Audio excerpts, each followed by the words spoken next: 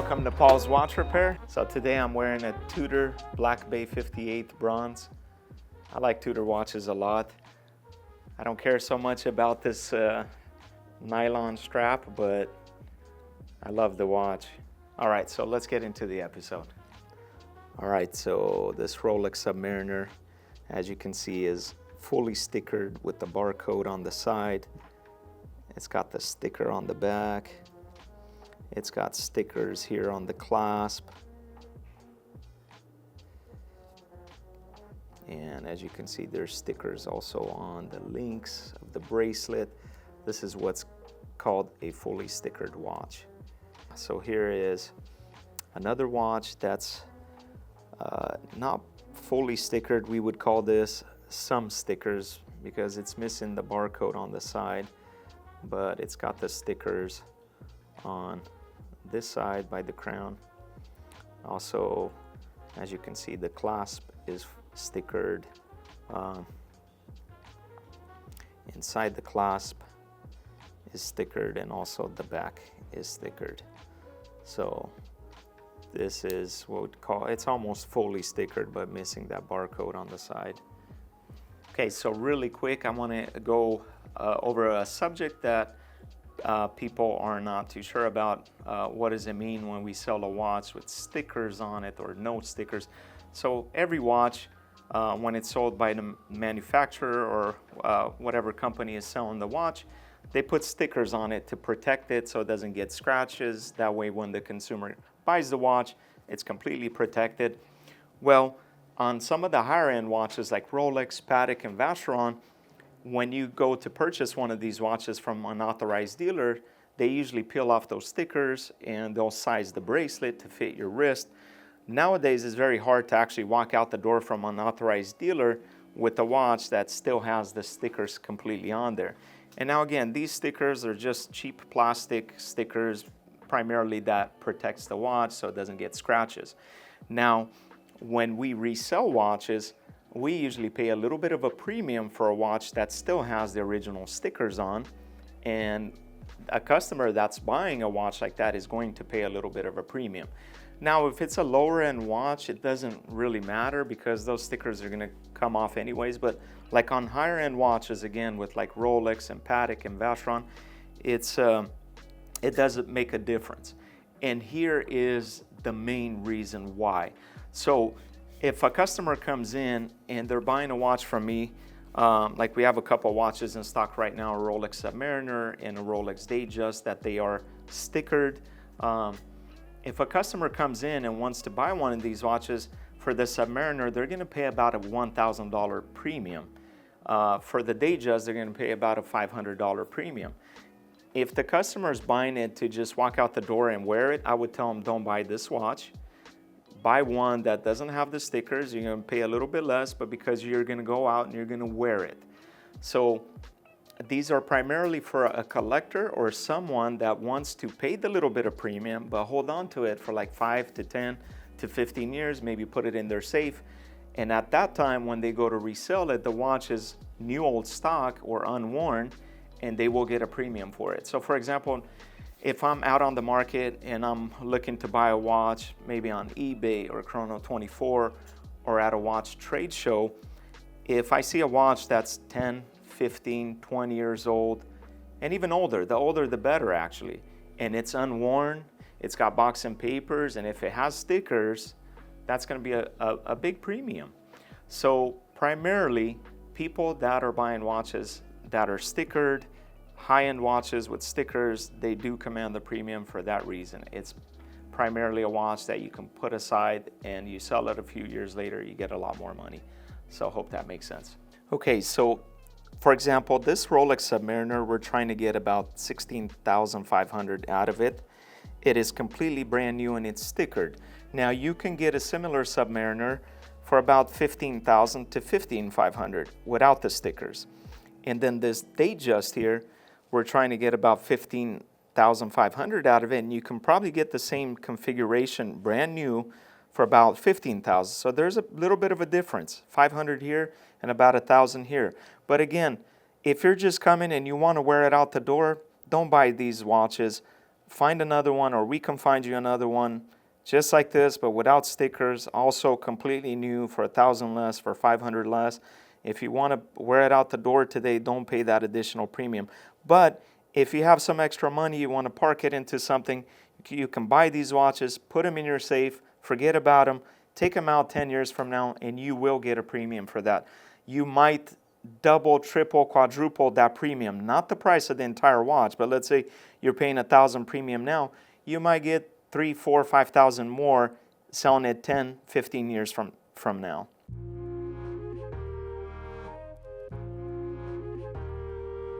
All right, so we have a Rolex Submariner Hulk, we have a 20-year-old Rolex Submariner, and we have an Oris Aquis diving watch. And so we're going to talk a little bit about watch sizes. So let's get into it. Let me ask you this, like you looking at these, which one do you think is the biggest out of the three? I would say this one. Okay, so that's the Hulk. And which one would you say looks kind of feminine? I'd say this one. Okay, so all these watches, they all measure to be 40 millimeters. So when we're talking about watch sizes, a lot of people are stuck on a certain size. Like most people would say that, I only want to wear 39 millimeter watches, 40 millimeter watches. I personally can wear anything from about 34 millimeter to about 42 millimeter.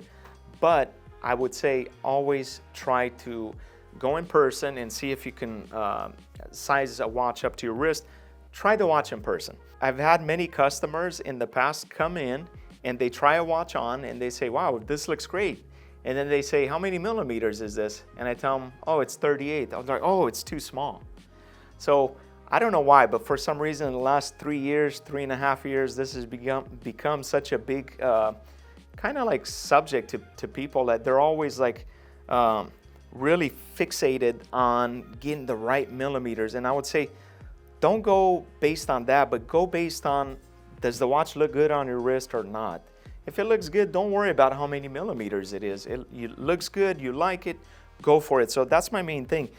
And here's something that I wanted to mention, like a lot of watches that have a bigger dial and a smaller bezel, they're gonna wear a lot bigger.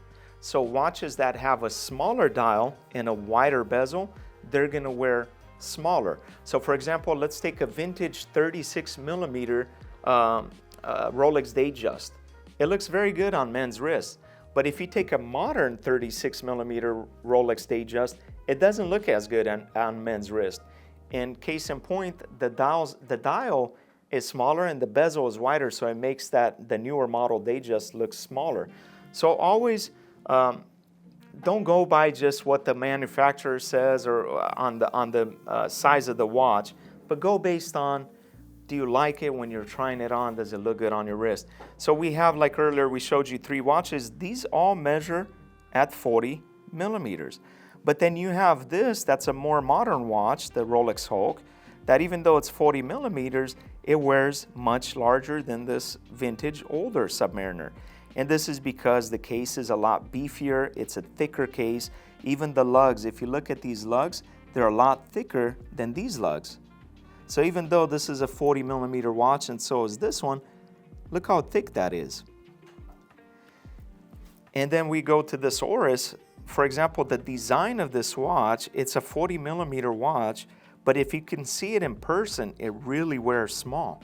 And this is because like the dial is very small and the bezel is very wide, the case is very wide, and the design of these lugs are very small. And so it makes the watch look very small. And I'm gonna try all of these on.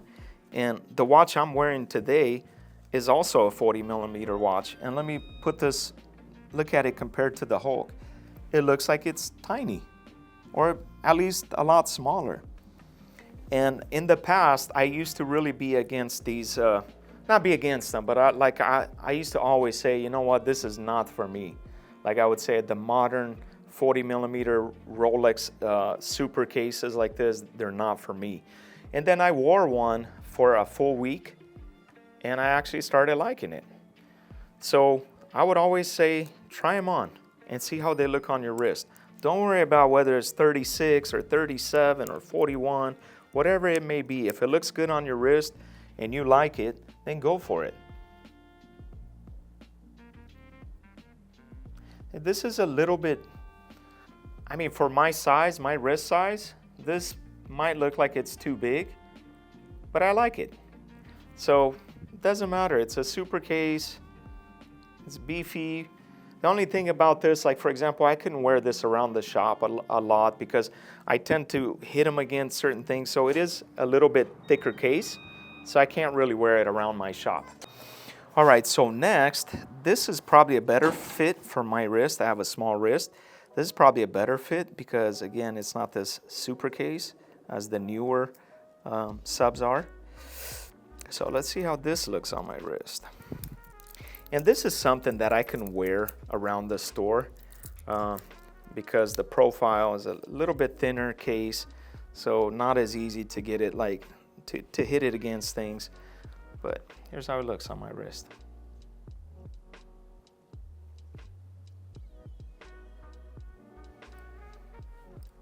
So again, 40 millimeters, 40 millimeters.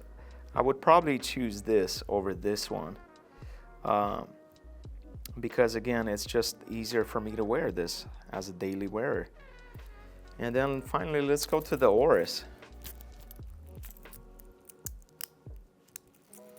And this is one watch that this exact model, when I purchased it, I looked at the specs and I'm like, okay, it's 40 millimeters, but I had not seen it in person. And I bought it from one of my clients from Florida. It came in maybe, about 3 weeks ago, something like that. But when I saw it in person, my first reaction was like, wow, this is kind of feminine. And again, like when I bought it, I'm like, okay, it's a 40 millimeter watch. I hadn't seen it in person. So let's try it on the wrist and see how it looks.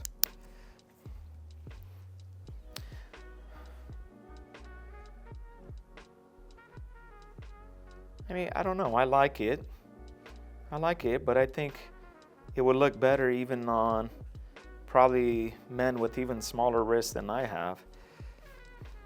All right, so my wrist size is 7 inches where I wear my watch. So which one do you think look best on me? And again, go based on what looks best on you, not necessarily what the specs are. Whether it's 36 millimeter or 40, if it looks good on you, just go for that. Don't worry about the specs. All right, so now I want to talk about 7 things that people have questions on or they consider before buying a watch. So the first thing is, what wrist am I going to wear it on? And it doesn't seem like a big thing, but I want to mention that because they actually make watches for left-handed people.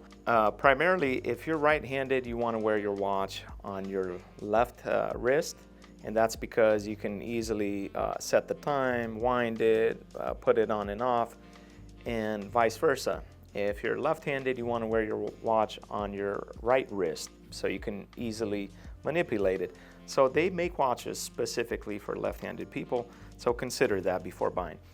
Number 2, maintenance. How much maintenance am I going to have to do or put into the specific watch? So consider that before you're buying it. Sure, there's watches that they're meant to be used for, a certain amount of time and then just thrown away. But if you're going to spend, anywhere, I would say like $1,000 and above or whatever, it's totally up to you. Consider that, from time to time, watches do need maintenance. I know some dealers, they'll tell their customers, just get the watch and use it for as long as you want, and then when it breaks down, then do a service.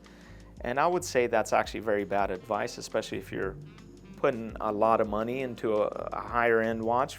For example, if you're buying a Rolex and you're spending $10,000, do a regular service every 5 years, complete overhaul service, cleaning, oiling, timing, adjusting. Like we charge $550 for that now. But many other watchmakers charge around the same price. So consider the maintenance costs before you purchase your watch. Another thing that's really in the last 3 years has become very important to people is resale value of a watch.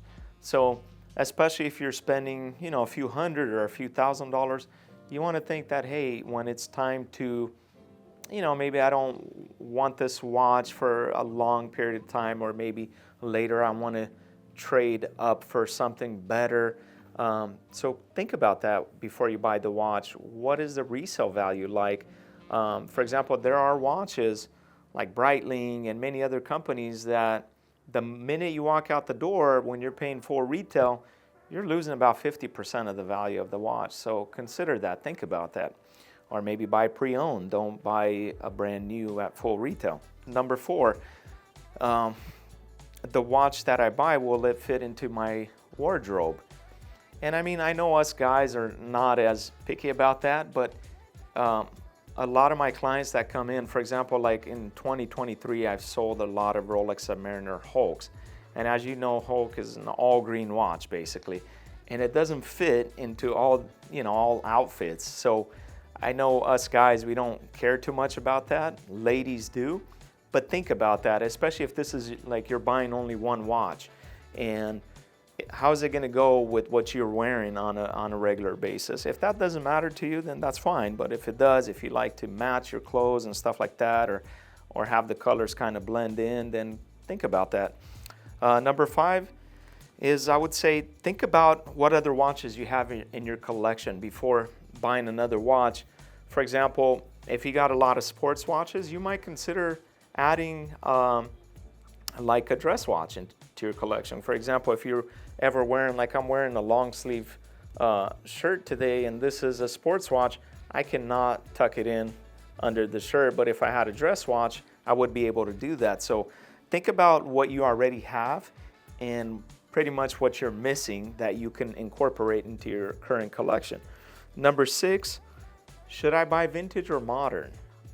So that's a good question. Somebody just asked me yesterday that he was considering of buying a certain watch, and I told him, listen, I don't have parts for that watch, so you're pretty much on your own if you buy it.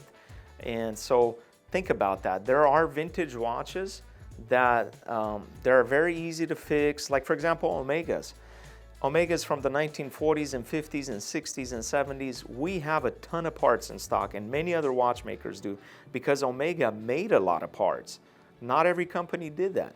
So be careful with vintage chronographs. There's not a lot of parts for those. Be careful with vintage electronic watches, like or electric watches like Hamilton Electric, and even some tuning fork watches. There are not a lot of parts for those. So if you're going to think about, should I go vintage or should I go modern, consider these things. And even some modern watches, they're not as easy to repair. There are modern watches that have a basic ETA-based movement, but there are modern watches that no watchmaker can really fix unless they actually work for a company. So no independent watchmaker could fix. You'd have to send out to a company. So consider these things. Should I get into vintage? Should I get into modern? There's risks either way, but sometimes a vintage watch might actually require more maintenance. So keep that in mind. And finally, number 7, I would say, before buying a watch, where do you see yourself with the watch like a year from now or 5 years from now? Is this something that you really love, that you can say, hey, you know what, I'm going to hold on to this for the rest of my life? Very often, we get clients in, and a lot of our clients have become our personal friends, so I kind of know what they have in their collection. I kind of know what they've bought over the years. And so many times, especially guys, ladies, they don't, once they get something, they kind of never want to get rid of it, but guys are different. So sometimes a guy comes in, they fall in love with the watch and they want to buy the watch, and they say, I'll never resell it. And 6 months later, they've changed their mind. They want something different. They say, oh, it doesn't get any risk time. So I would say, ask yourself this: where do you see yourself with that watch like a year from now, or 3 years from now, or 5 years from now? Are you going to outgrow it, or do you think you're going to want to move into something higher end? If so, I would say, save some money and wait, buy something higher end later on. So think of these things before making your next watch purchase. And if you have any other questions that I didn't answer, because I'm sure there's so many other questions, feel free to drop a comment down below, or you can reach out to us as well, and we'd be more than happy to help you with that. All right, so Rolex, they don't give you a lot of extras when you buy your watch. Some companies, they give you an extra strap, a bigger box, a booklet. This is all pretty much that Rolex gives you, and we'll show you right now. But here's the Daytona, and I've already opened it because I like to put everything in separate bags. Rolex gives you this chronometer hang tag, then they give you this nice white tag that on it, it has the model reference number, it's on the back. The bracelet, it shows what kind of bracelet it is, and it has the serial number. But lately, let's say in the last 2.5 years, almost 3 years, Rolex hasn't even been giving these out to the purchaser of the watch, which is kind of unfair because they pay money for that. And this is what else they give you. You have this instruction booklet, this warranty booklet, and then a warranty card. And Rolex gives a 5-year warranty with all of their watches. That warranty is transferable. But that's about it. That's all that comes on a Rolex. And now this Rolex, I previously opened it myself. It doesn't have original factory stickers. I stickered it just so we can prevent it from getting scuffs and scratches and stuff like that. But let's remove some of these stickers because I'll sticker it back up later. Let's see, we put these kind of stickers just so it can be nice in our inventory and not get all scuffed up when we're putting them in and out every day. We'll try to take all this off. I don't have gloves on, but I washed my hands. I'm trying to be extra careful with it because it is a brand new watch, and when I sell it to my client, I want them to get a brand new watch. And in fact, it does have a few tiny stickers here on the clasp.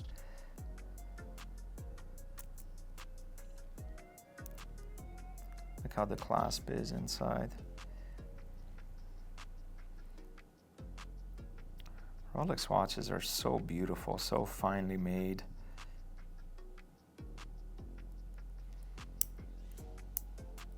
I'm going to take the sticker off of the case so I can show you a close-up of the case. Now, this is just kind of like a quick unboxing and review. I'm not doing a full in-depth review. I know there's a ton of reviews out there, and you can go find out all the specs on this watch. And look how beautiful that is.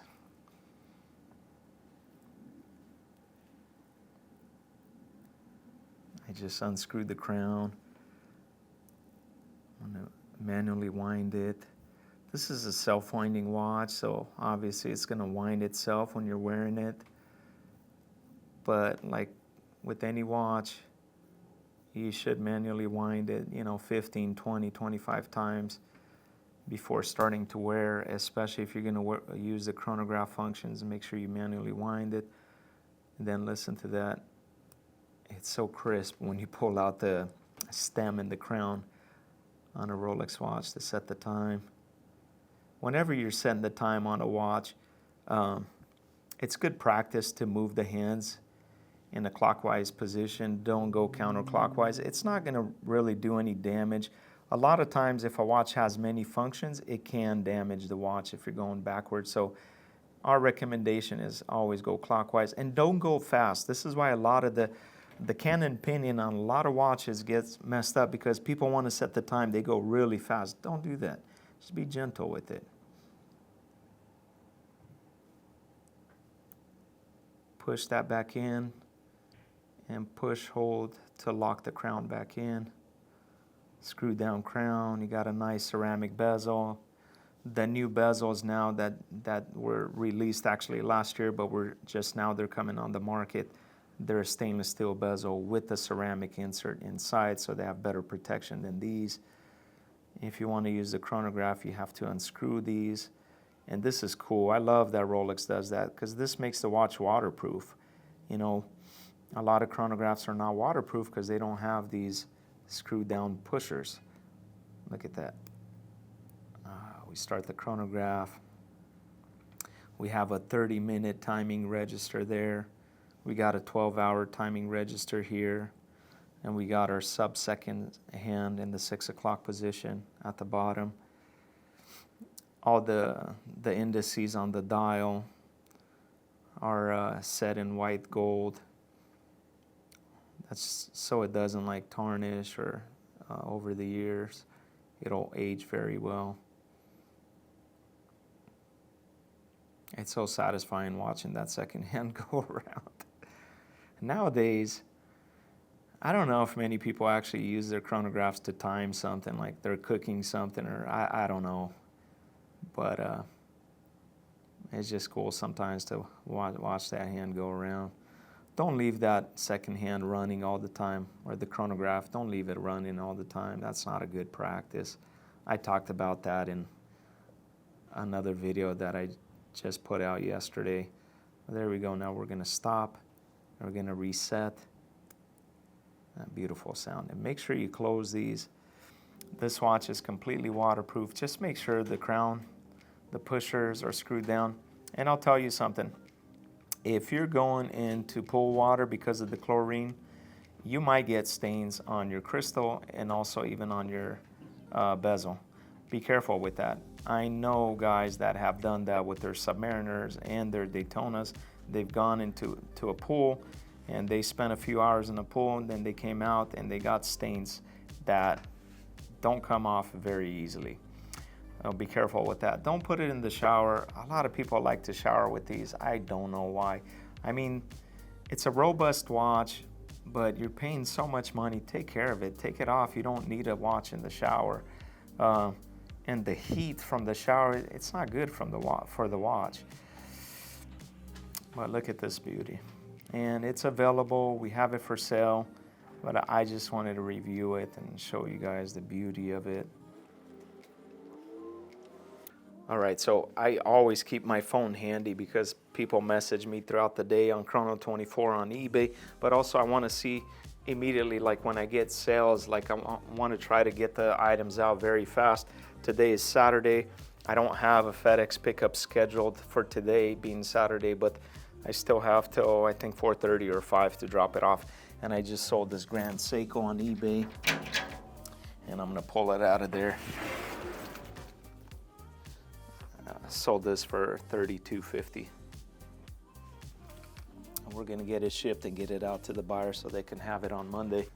All right, so this is a watch that I was actually talking about in my last videos, just giving some advice to some new watch dealers. This is a watch that I bought from a watch dealer, and I didn't really, and I'm not gonna call him out, even though he deserves to be called out, but so I paid $3,500 for this watch with the expectation of making profit when I resell it. But when it came in, it was polished, and in the description, when this dealer sold me the watch, he only had one picture of the watch, and it showed that it was in excellent condition, things like that. He failed to mention that this wasn't even operating properly, so I actually fixed that.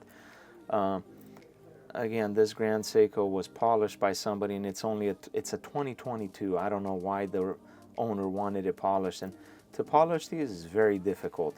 I mean, you really need to send these back to Grand Seiko to have them polished, and it's a big deal. It takes a big value off of the watch when it's polished, and I even had to do my own touch-up a little bit because the polishing that whoever did it previously was awful. And this is a watch that I wanted to return. That's what I mentioned in my last episode, why I don't really like buying from WhatsApp groups and Facebook groups, because a lot of watch dealers are just dishonest. And like, I put this up on eBay, but I described it properly. I told my clients that, hey, it's been polished. It has minor dings and scuffs and traces of being polished and stuff like that. So, and I take plenty of pictures, even a video that shows the condition of the watch. Let's see, you can see how it was polished. Look how it looks. But when you're selling a watch, this is what you gotta do. You gotta be honest. You gotta show people what they're getting. And I cannot make money on it. Of course, I'm getting some money back, but I'm selling it at a fair market value. I mean, if this watch was as the person described, I should have been making money on it, but it wasn't. So I sold it for less. And I mentioned in my last video that not only I paid $3,500 for the watch, but I paid for a shipping label. I don't know, it might have cost me 75 bucks. Then when the dealer agreed to take it back, FedEx tried to deliver 6 times, and he refused to even open the door to them. So then FedEx charged me about $75 to have the watch shipped back to me. Now, so basically I paid for a label. When I purchased the watch from him, the watch came to me, I paid for the label. I paid for the label to send the watch back to him, and then FedEx charged me a third time for a label. So I spent about $225 just on shipping. So I'm about $3,700 plus into the watch. eBay fees was $228, and now you know, shipping to the client for Monday is going to be another $75. So yeah, I'm losing money on this watch. I was asking $4,250. I accepted $3,300. Sold for $3,300. And this is my eBay fees. No, I'm sorry, right here. $228 in eBay fees, plus it's going to cost me $75 to ship. So I lost roughly, let's say, be $3,300. I paid $35 for it. eBay fees $228. Shipping first time. Shipping now. I'm losing about $728 on this just because of a bad dealer. So there's a lot of dealers like that out there. Buy from trusted sources. Even me as a dealer, I would never do business with that guy again. And I'll see him again at a watch show, and I'll definitely give him a piece of my mind.